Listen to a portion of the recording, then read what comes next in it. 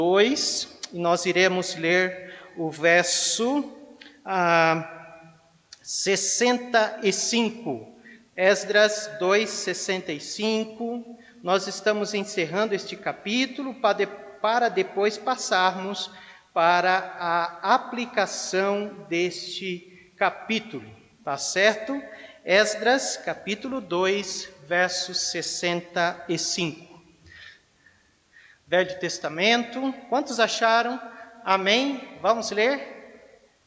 Leiamos. Diz assim: afora os seus servos e as suas servas, que foram 7.337.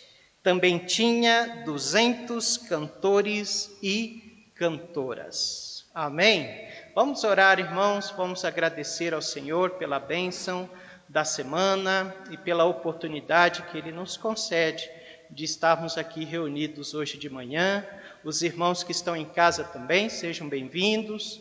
Creio que também há motivo no coração dos irmãos de gratidão ao nosso Deus. Então vamos orar. Pai, nós queremos nesta manhã te dar toda a honra, toda a glória, pela bondade do Senhor, pelo cuidado do Senhor sobre nós. Tu és o Deus Todo-Poderoso, o Deus Criador, o Deus Onipotente, Onisciente, Onipresente. Tu és o Deus que tem todo o poder no céu e na terra. Tu és o Deus misericordioso, bondoso. Tu és, ó Pai, o Deus benigno, benevolente. Ó Pai, nós passaríamos amanhã contando os atributos do Senhor, o como o Senhor é grande, o como o Senhor é extraordinário. Ó Pai bondoso, nós estamos diante do Senhor.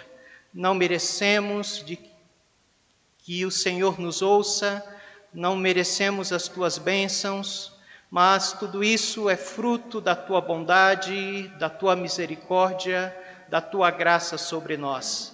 Obrigado pela semana, obrigado pela proteção do Senhor sobre nós. Queremos neste dia te honrar com todo o nosso coração, com toda a nossa força, com todo o nosso vigor. Queremos, ó Pai, também aprender da Tua palavra, ser edificados, ser fortalecidos, ser abençoados, ó Deus, pela Tua palavra.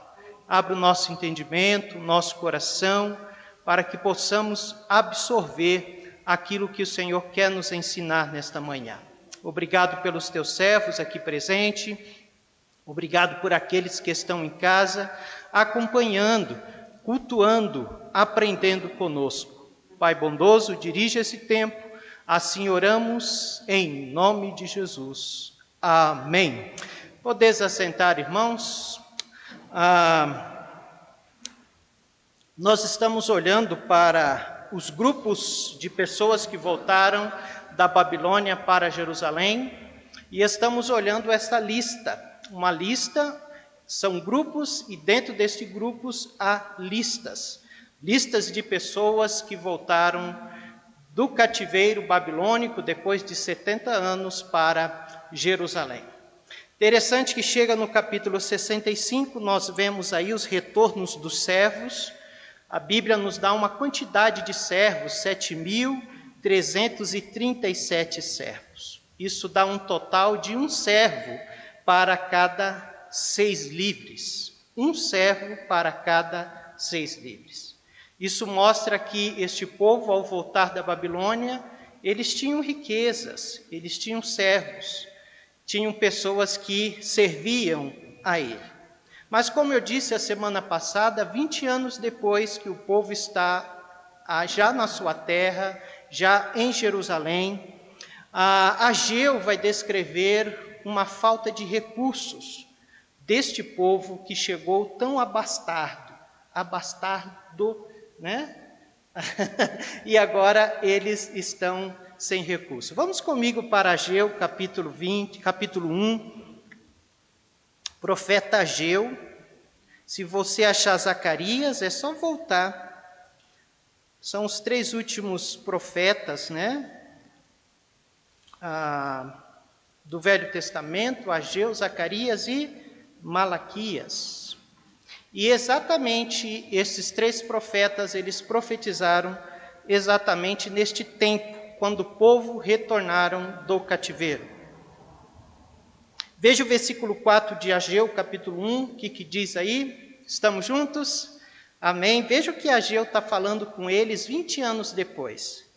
Ele vai dizer assim: porventura é para vós tempo de habitardes nas vossas casas forradas, enquanto esta casa fica deserta?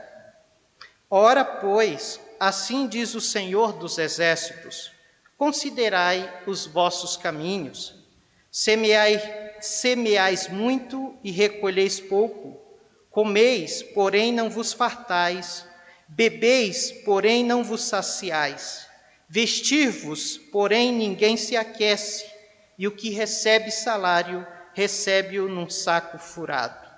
Versículo 9: esperastes o muito, mas eis que veio a ser pouco. A esse pouco, quando o trouxestes para casa, eu dissipei com um sopro. Por que causa? Disse o Senhor dos Exércitos: por causa da minha casa que está deserta, enquanto cada um de vós corre para a sua própria casa.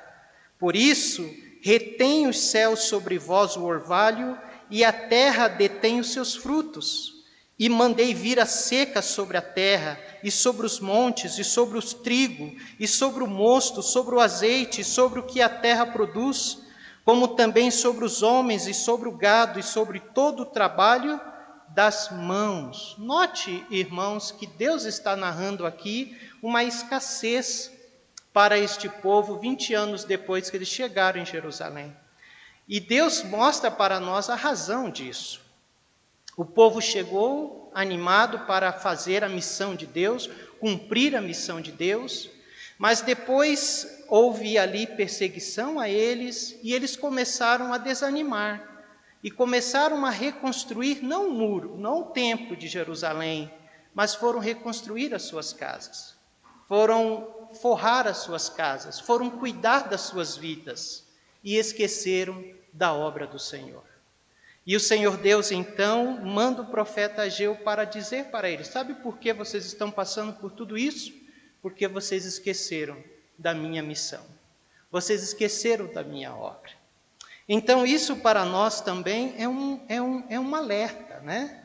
Devemos cuidar da nossa vida? Sim, mas o que deve estar em prioridade na nossa vida é a obra do Senhor, é a causa do Senhor, é a igreja de Cristo, para que nós possamos ter abundância e bênção na nossa vida. Amém, meus irmãos? Interessante que, ainda no versículo 65, diz que voltou de lá cantores e cantoras, né?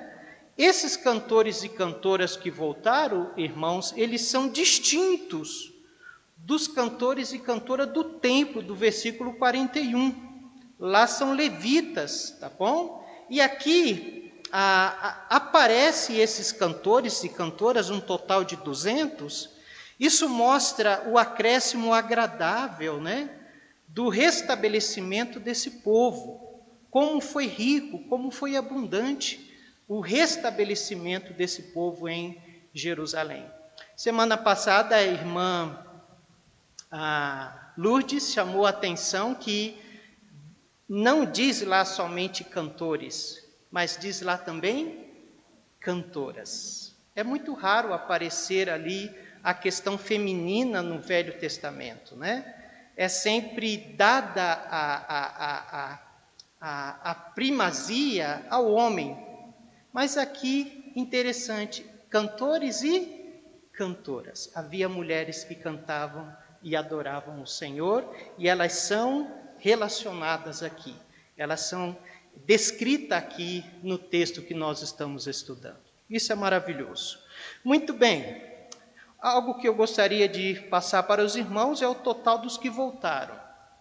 Então, voltaram um total, juntamente com Zorobabel, neste primeiro retorno, um total de 49.897 pessoas.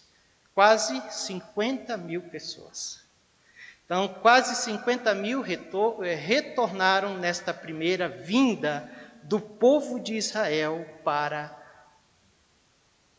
Jerusalém. Perfeito? Vai haver ali, então, irmãos, o término do capítulo 2, o restabelecimento em Jerusalém.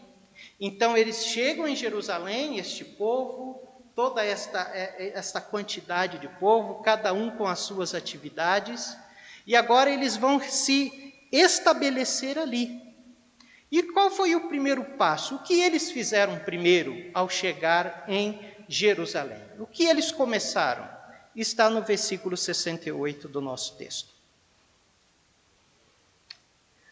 E alguns dos chefes dos pais, vindo à casa do Senhor, que habita em Jerusalém, deram ofertas voluntárias para a casa de Deus, para a estabelecerem no seu lugar. Então, o primeiro passo, ao chegar ali, eles cuidaram primeiramente de restaurar a casa do Senhor. Então, eles chegam com esse intento de começar este restabelecimento, reforma do templo ali em Jerusalém. Como que sucedeu, então, irmãos, esta reforma? Eu trouxe para os irmãos algumas datas. Então, o trabalho no templo começou em 536 a.C. Então, eles chegaram e já foram colocar a mão na obra. Mas depois ele foi descontinuado, ou seja, ele foi parado em 534. Ou seja, 2 anos depois que eles estão trabalhando, eles têm que parar a obra. Porque inimigos, pessoas contra a reconstrução irão se levantar. Eles param em 534 e reassumem a construção do templo em 520. Ou seja, isso dá mais ou menos 16 anos depois que eles começaram. Então, a gente olha para o livro e há anos aí passando na história deste livro. Então, 16 anos depois, eles reassumem a construção, começam a reconstruir de novo, e é completada a obra em 515 antes de Cristo. Ou seja, 21 anos depois. 21 anos depois que eles começaram a trabalhar, a mexer, a reformar, a colocar pedra ali, irmão Michel, e vamos. 21 anos depois, eles concluem, então, a reforma do templo em Jerusalém. Perfeito? Há algo interessante também que eles fizeram ao chegarem lá. Eles ofertaram segundo os seus recursos, 69 vai dizer isso, conforme as suas posses, deram para o tesouro da obra. Em ouro, 61.000 dracmas, e em prata, 5.000 libras, e 100 vestes sacerdotais. Esta frase, amados irmãos, no versículo 69, que diz assim, conforme as suas posses, ela é muito significativa. Por quê? Porque ela está honrando os seus doadores. Significa que não houve assim uma única quantidade para todos. Mas aqueles que tinham mais, deram mais. Os que tinham menos, deram menos. Então, é uma honra àqueles doadores, que eles deram segundo as suas posses.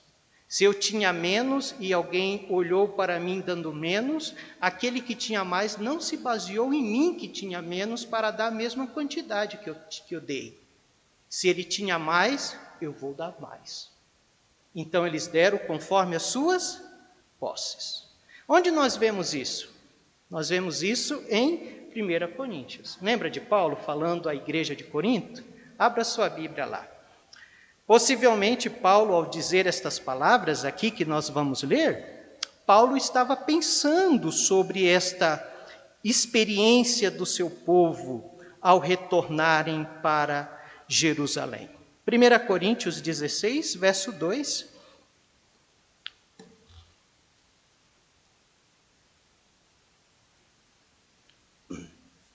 Primeira Coríntios 16, 2. O que diz aí? Quem gostaria de ler para nós? Irmão José Maria.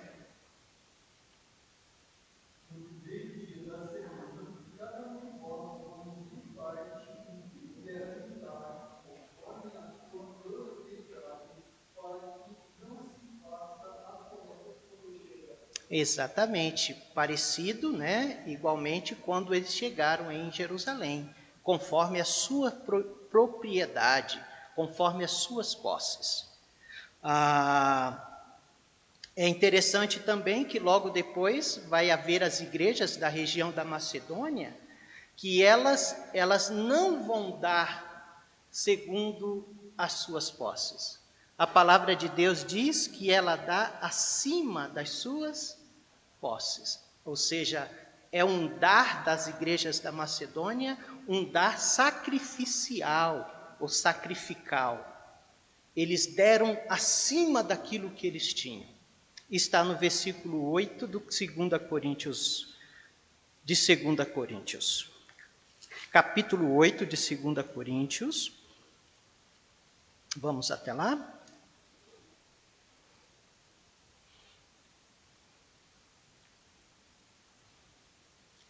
O que diz aí? Alguém pode ler para nós? Versículo 3 de 2 Coríntios 8. Irmão José Maria.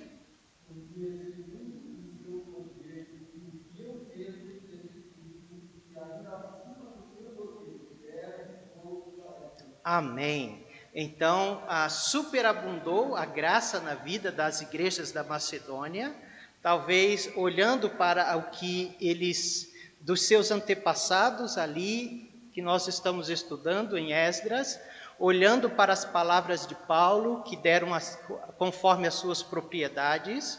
Então, a graça superabundou sobre a vida desses irmãos, que eles deram acima do seu poder. Acima daquilo que eles tinham, eles ofertaram, eles deram voluntariamente para a obra do Senhor. Amém? Então, como que foi o projeto de reconstrução? Nós vimos que o projeto de reconstrução envolveu famílias, mas o projeto de reconstrução também foi liberalidade, generosidade, houve no coração do povo de Deus. Amém? Possivelmente eles fizeram um caixa aqui, um caixa muito bem generoso, um bom caixa, e guardaram conforme foram precisando dos recursos, eles foram usando para a reconstrução do templo ali em Jerusalém. E por último, o último versículo lá do nosso texto, de Esdras 2, nós estamos encerrando o capítulo, diz o seguinte: e habitaram os sacerdotes, os levitas e alguns do povo, tanto os cantores como os porteiros e os netinins nas suas cidades, como também todo o Israel nas suas cidades. O que nós vemos aqui, irmãos? Que eles foram morar na cidade dos seus ancestrais. Possivelmente ali os sacerdotes, os levitas ficaram em Jerusalém, aonde começaria logo em seguida o trabalho do templo, né? Mesmo o templo não concluído, eles já começaram a sacrificar, a ofertar, começaram a adorar o Senhor ali naquele lugar. Veja o capítulo 3, versículo 4, que bonito, que lindo. O templo não estava concluído ainda, mas ali eles começaram a trabalhar e começaram a atender os adoradores ali em Jerusalém. E celebraram a festa do tabernáculo, olha só, como está escrito, oferecer o holocausto cada dia, por ordem, conforme o rito, cada coisa em seu dia. Então eles começaram, os sacerdotes já começaram ali nos seus trabalhos diários, recebendo os adoradores, sacrificando, adorando e exaltando o Senhor. Então isso é maravilhoso, né? Isso é maravilhoso. Então, meus irmãos, alguma dúvida, alguma questão, alguma colocação do capítulo 2? Foi bom o capítulo 2? Deixou de ser um capítulo desconhecido? Deixou de ser um capítulo onde você olha, nossa, eu não vou ler só nomes. Não, a palavra de Deus em toda a sua extensão. Há ensinamentos gloriosos para a nossa vida. Amém? Muito bem, deixei para os irmãos 2 perguntas. Vamos conversar sobre elas hoje. Perfeito? Quantos dos irmãos trouxeram as suas respostas para estas perguntas? Nós queremos conversar sobre elas hoje, tá bom? Qual foi a primeira pergunta que eu deixei para os irmãos? Os irmãos que estão em casa, Vitor, você está com o celular aí? Os irmãos que estão em casa e não estão na aula, pode responder também. Se você respondeu, escreve aí nos comentários para que o Vitor possa ler as suas respostas, tá bom? Então, não é o fato de você estar em casa que você não pode participar e interagir na aula de hoje. A primeira pergunta foi: como você provaria que ainda é um cristão nos dias de hoje? Segundo, de que modo você pode demonstrar, em termos práticos, sua fé, esperança e amor?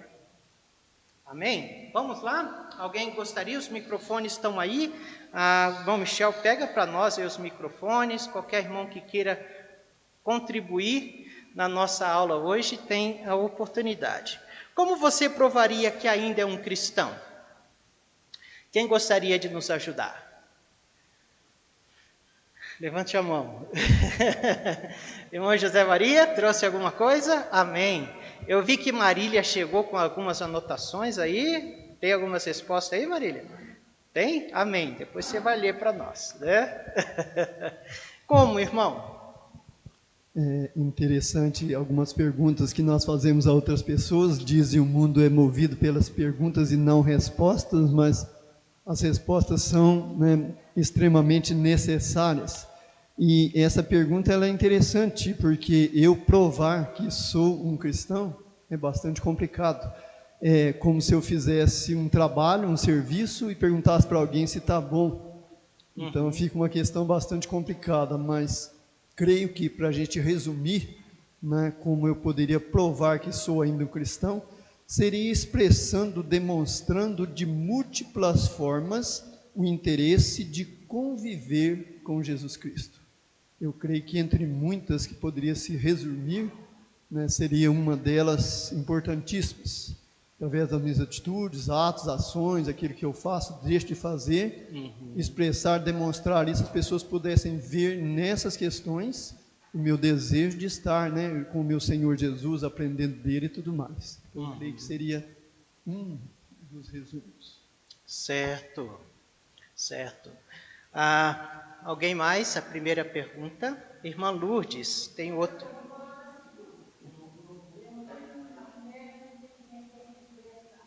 Sim.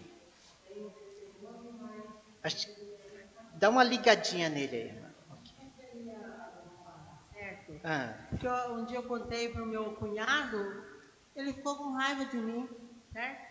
Eu contei que eu tive uma prova de Deus na minha vida, né?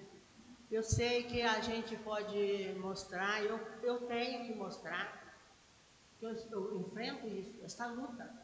Minha carne quer ficar numa boa lá descansando, certo? Não posso subir esse morro. E outra coisa, para falar do Evangelho, né? Ontem mesmo ela falou assim, eu quero falar do amor de Deus para você, que eu estou orando por você por 2 anos. Né? Ontem eu falei para ele, Amém. Eu quero falar do amor de Cristo. Vi lá a imagem, né? Mas não sei se a mulher dele é e não é, mas eu falei, mas eu quero falar para você do amor de Cristo. né? E eu sei que esse amor de Cristo é tudo na minha vida, né? Por tanto sofrimento que eu tive alguns meses atrás, é porque eu amava tanto minhas irmãs, que eu ficava horrorizada delas não quererem Cristo, né? E eu falei, meu Deus do céu, mas desse jeito não pode ser. E eu falei, eu tenho que me afastar desse amor, porque senão eu começo a jogar a culpa em Deus, né?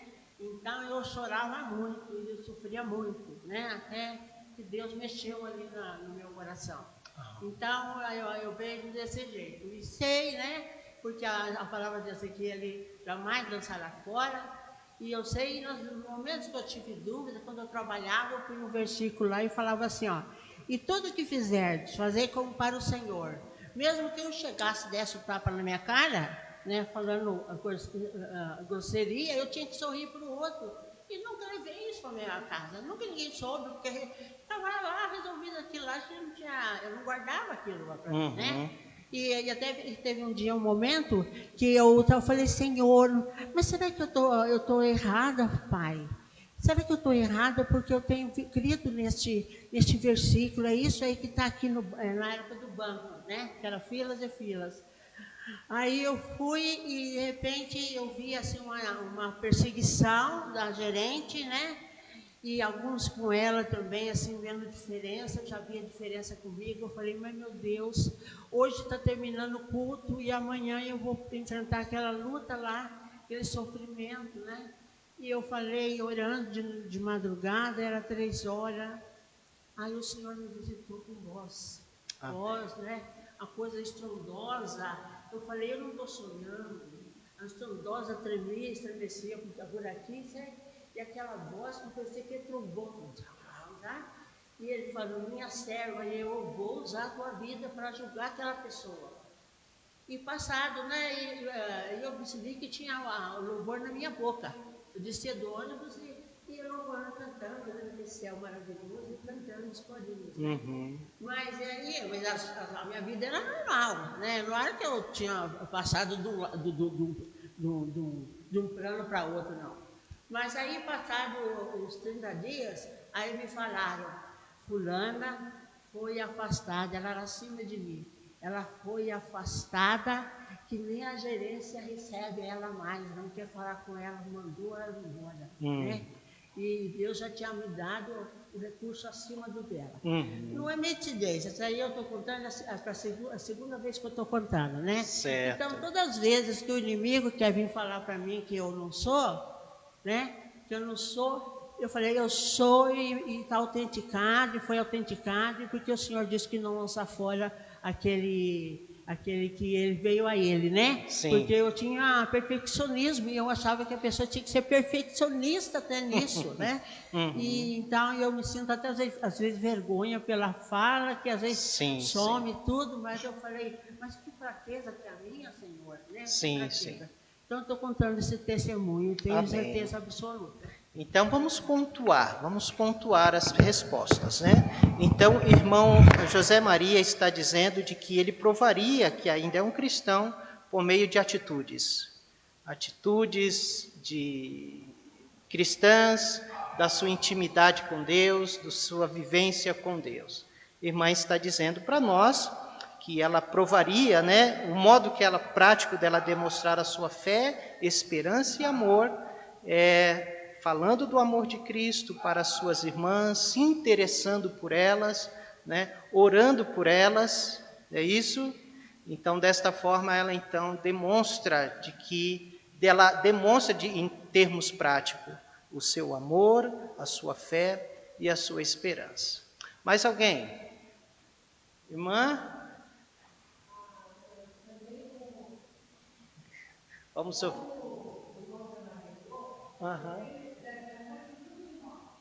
Sim.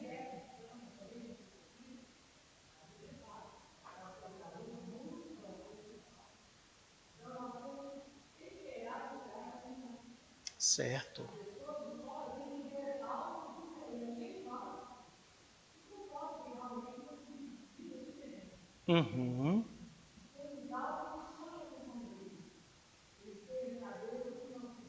Sim. Aham. Na vida. Isso. Uhum. Sim, sim, sim.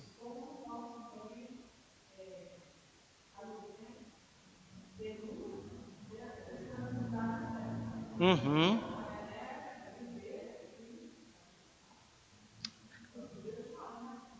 Sim.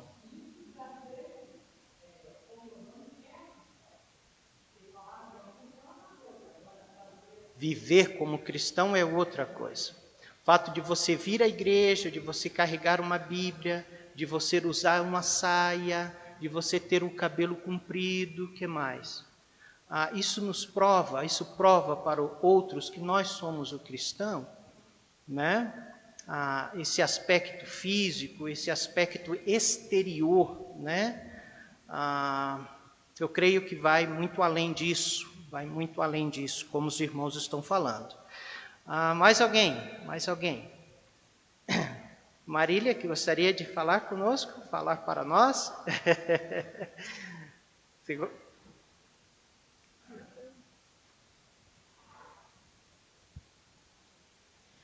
Com a minha vida, de acordo com a vontade de Deus, refletida através das minhas atitudes. Okay. A primeira. Uhum. E a segunda, em momentos, em tempos difíceis, continuar com a vida em retidão na fé, na esperança, no amor e na confiança em Deus. Ok, amém.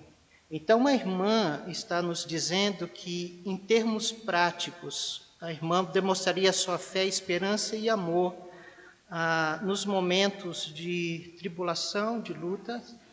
É um bom ambiente para demonstrar sua fé, sua esperança, seu amor. Está correto, né? É nesse momento, em termos práticos, que realmente demonstramos onde está a nossa esperança, né? Que realmente demonstramos aonde a nossa fé está colocada. É no momento quando as coisas estão de cabeça para baixo, né? Que ali há aquela serenidade, aquela confiança da nossa parte. A primeira, qual que é, Marília? Com a minha vida, de acordo com a vontade de Deus, refletida através das minhas atitudes. Amém, é isso mesmo. Falar através das minhas atitudes em obediência a Deus. Uhum. Não só de... Isso. As suas escolhas, suas conversas são meios de nós demonstrarmos. Quem mais? Tem mais alguém? Irmã Ana?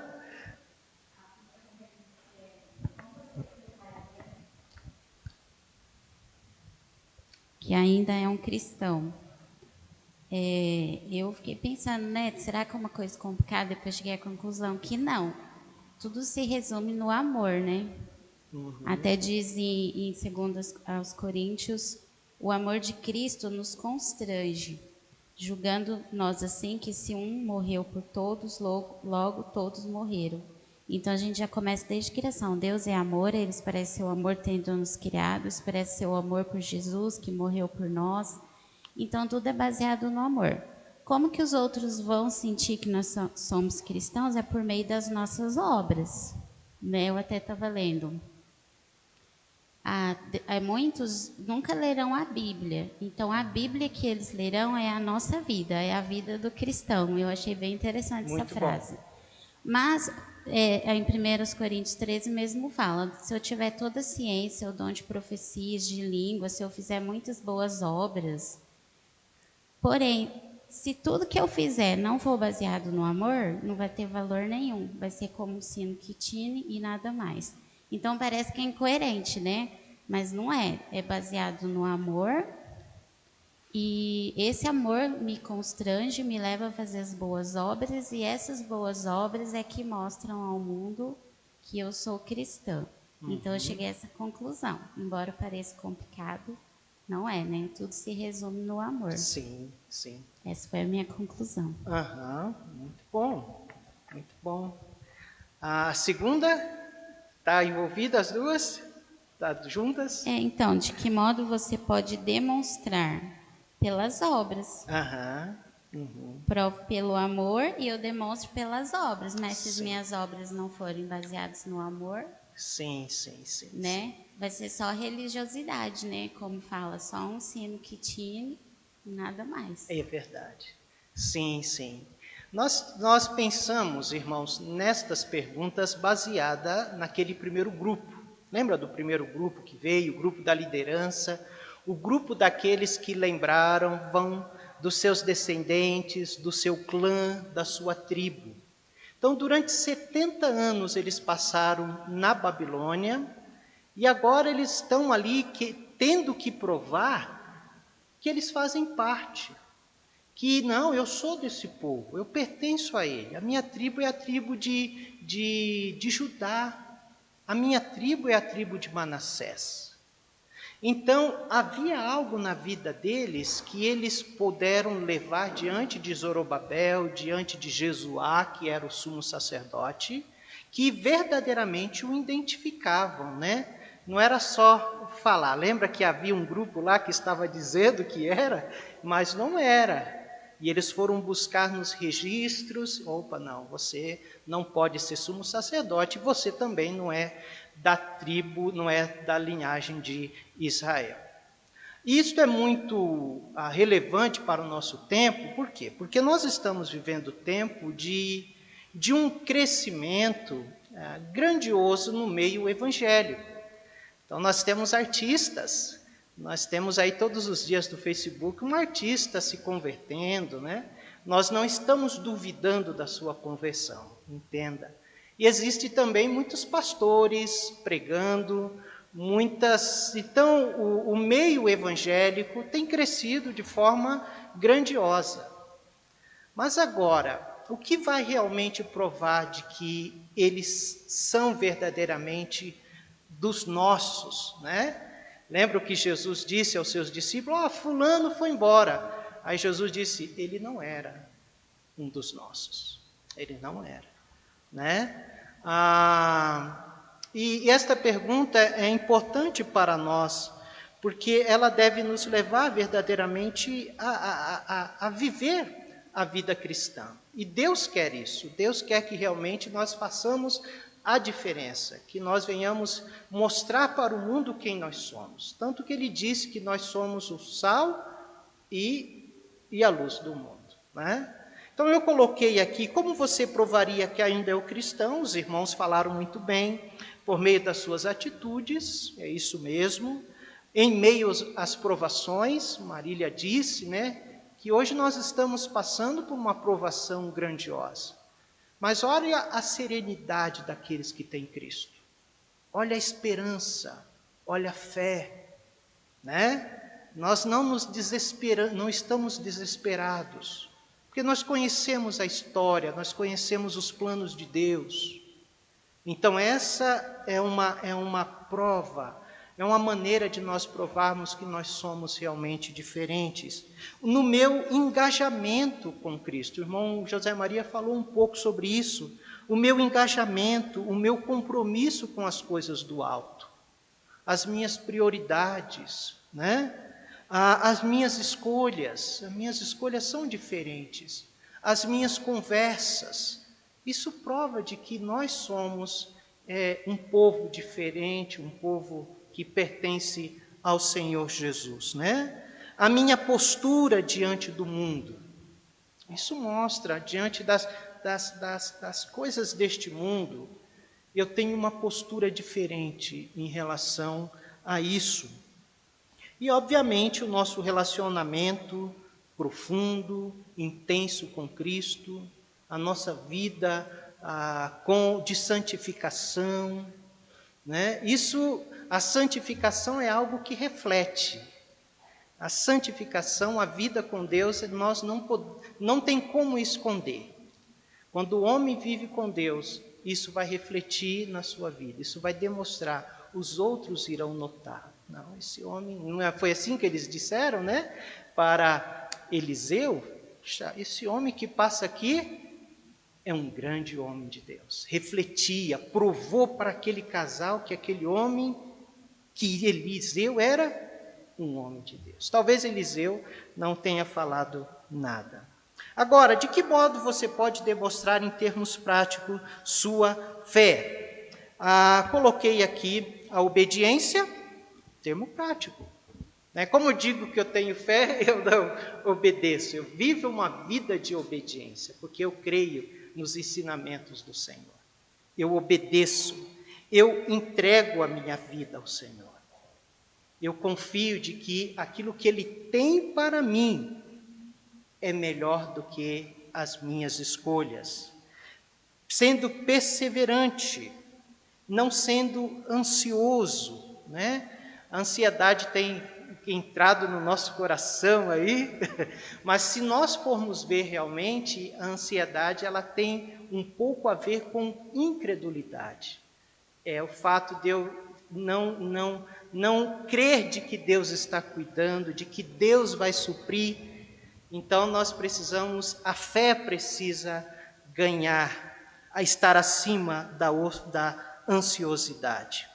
A esperança, como eu posso provar minha esperança? Em termo prático, De que eu tenho uma esperança, não sendo um crente desanimado, mas um crente animado, vivo, porque eu espero algo, Você está esperando uma visita, e essa visita é importante para você, e você tem esperança que ela vai chegar, e ela disse que ela vai chegar, porque a nossa maior esperança, as promessas, e uma das promessas é a volta de Cristo. Então você está animado, você está alegre, em termos práticos. Então, viva a sua esperança de modo animado, servindo ao Senhor. Eu creio que é uma forma também de modo prático. Eu olho para 1 Coríntios 15, 58. Por isso, meus amados irmãos, sede firmes e constantes, sempre abundantes na obra do Senhor, sabendo que o vosso trabalho não é vão no Senhor. É a minha esperança, eu sei que o meu trabalho não vai ser vão. Então, aquele que serve, aquele que trabalha, ele trabalha com fé e com esperança de que um dia ele vai ser recompensado pelo seu trabalho. O amor, como a irmã Ana bem disse, o amor, primeiramente para com Deus, eu demonstro de modo prático de que eu amo a Deus verdadeiramente. E qual é a forma mais prática de demonstrar o nosso amor a Deus? Me ajudem. A forma prática de demonstrar o meu amor a Deus, cumprindo o segundo mandamento. Qual é o primeiro mandamento? Amares ao Senhor teu Deus acima de todas as coisas. E o segundo, o próximo a ti mesmo. Eu demonstro o meu amor a Deus amando o próximo. Esta é a forma mais prática de demonstrar o meu amor a Deus, cumprindo o segundo mandamento. Falamos sobre generosidade. Generosidade também envolve amor. Eu amo a obra do Senhor. Eu entrego, eu dou, eu invisto em missões. Amor. Que mais? Se doando, se aproximando de pessoas, se importando de pessoas que não têm Cristo. Então, tudo isso é a prática do meu amor. É aquilo que Deus espera de nós. Vivamos este amor, pratiquemos este amor. Então, meus amados irmãos, esta é a razão, de todos os ensinamentos que nós temos tido. É nos levar verdadeiramente à prática destas coisas. Provando verdadeiramente que somos uns cristãos nos dias de hoje e, de um modo prático, demonstrando minha fé, minha esperança e meu amor. Amém? Se nós fôssemos fazer uma avaliação, esta semana, de forma prática, qual foi a experiência que você teve, que você passou? que você ali demonstrou a sua fé, esperança e amor? Vamos pensar? Houve várias, houve algumas, não houve, né? Então o Senhor Deus espera isso de nós, que realmente nós, a cada dia da nossa vida cristã, nós venhamos demonstrar para este mundo a nossa fé, nossa esperança e nosso amor. Amém? Alguém mais gostaria de acrescentar? Vitor, alguém colocou nos comentários? Vê aí. Mas aí você consegue ver os comentários? Consegue? Consegue?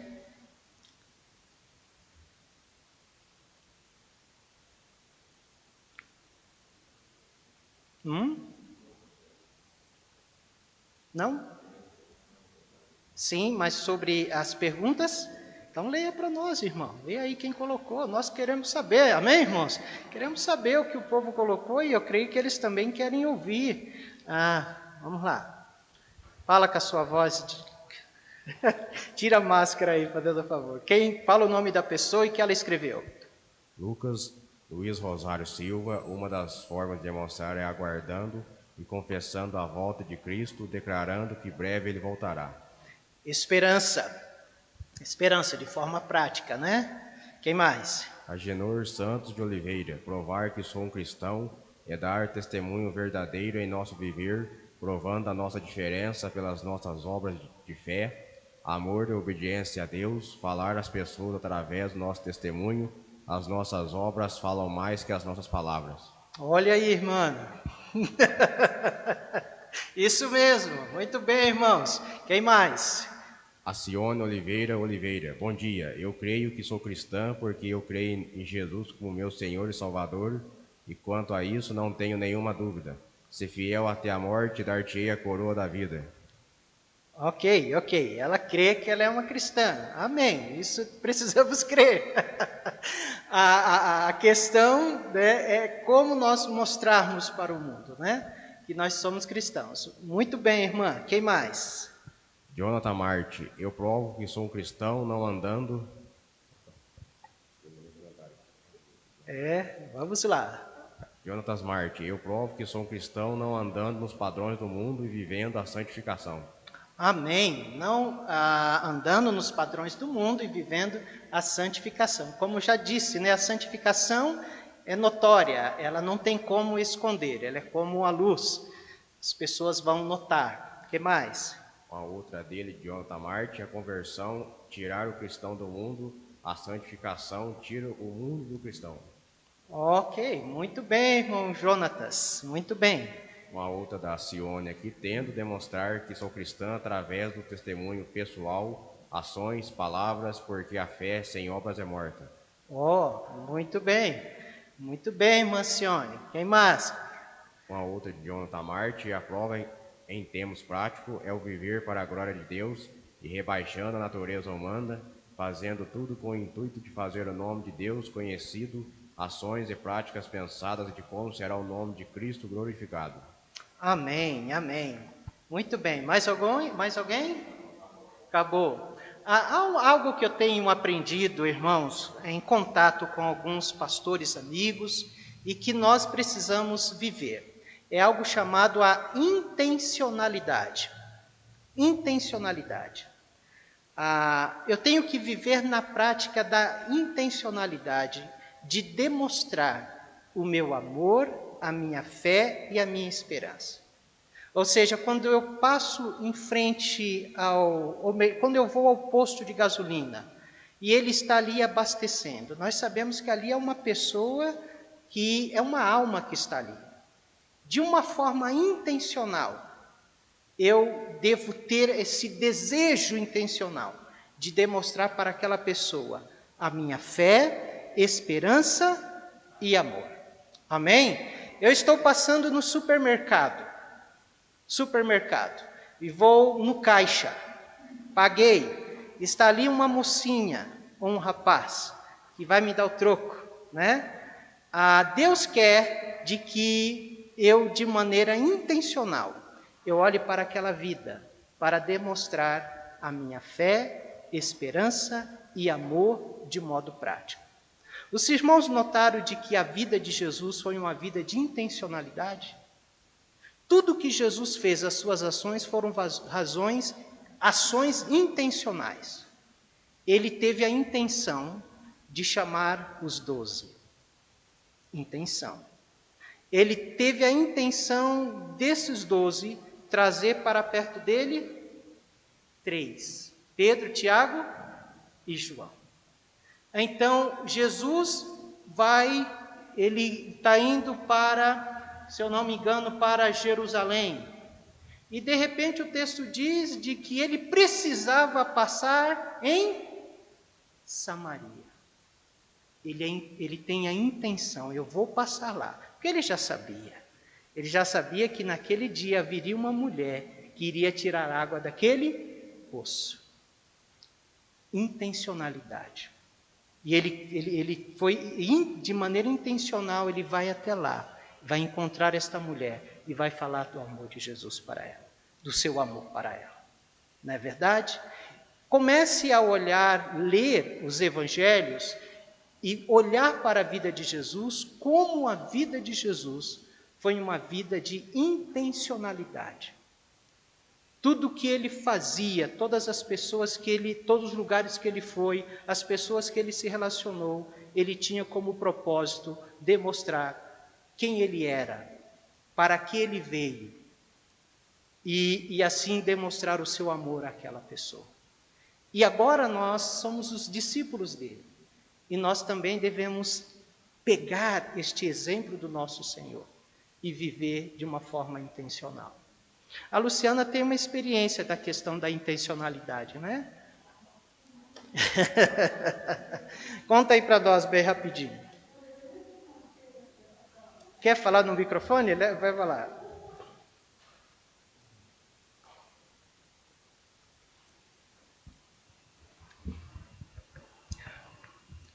Segunda-feira fui ao mercado com o pastor e eu nunca tinha pensado dessa forma, né? Da questão intencional. Você conversa com as pessoas, você, né, faz amizades, mas assim, eu nunca pensei assim que todas as minhas ações teriam que ser realmente intencionais para levar essa pessoa a Cristo. Pessoa a Cristo, a fé, a esperança e o amor. Essa é a ideia.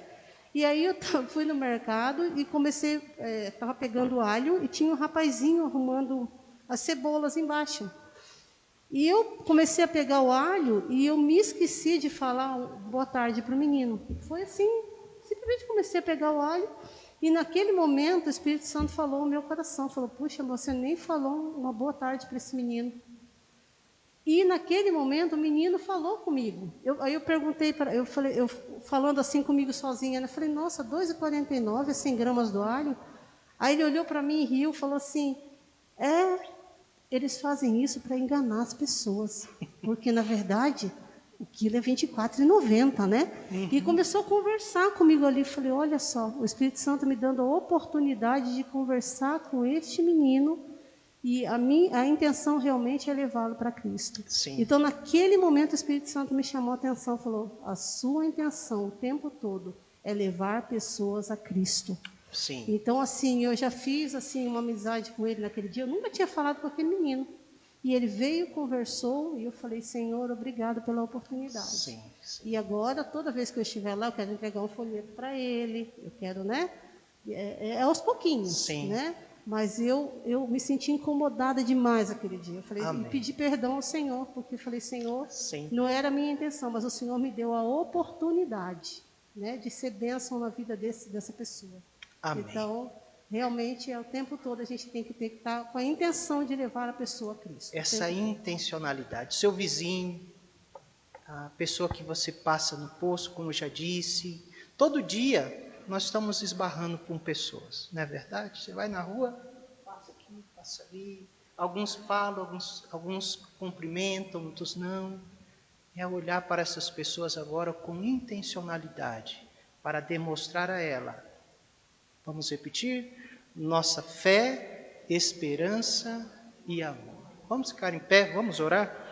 Pai Santo, nós queremos te agradecer, porque temos aprendido da Tua palavra Obrigado pelo capítulo 2 de Esdras, que tem nos ensinado e ainda irá nos ensinar a semana que vem, de uma maneira mais prática, a vivermos a nossa vida cristã, a realmente lembrarmos de quem nós somos e para que nós estamos aqui.